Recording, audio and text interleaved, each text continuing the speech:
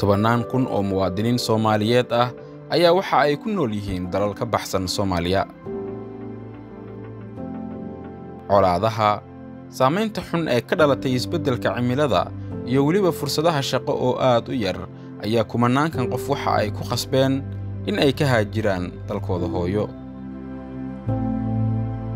waxa ay kala degeen daafaha caalamka oo dhan, hase ahaatee qurba-joogtani waxa ay weli si dhow ugu xiran yihiin dadkoodii ku haray gudaha dalka.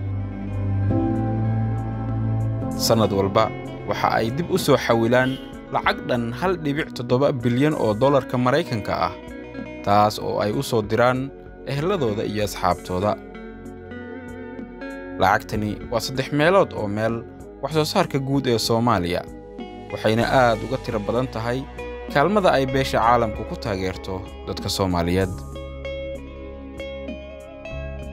waayadan dambe waxaa aad u soo kordhaya qurba-joogta ku soo laabanaysa Soomaaliya, kuwaas oo xirfado kala duwan dib ugu soo celinaya dalka, aqoontii ay soo barteenna uga faa'iideynaya walaalahooda Soomaaliyeed.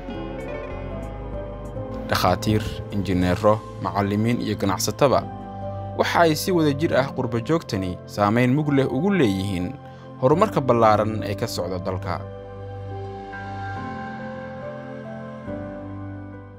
Soomaaliya ayaa haatan waxa ay wajahaysaa abaar aan hore loo arag mid la mid ah. sidaas awgeed, isku duubni iyo kaalmo ka timaada qurba-joogta Soomaaliyeed ayaa ah mid aad loogu baahi qabo wakhtigan la joogo, weliba si ka daran sidii hore.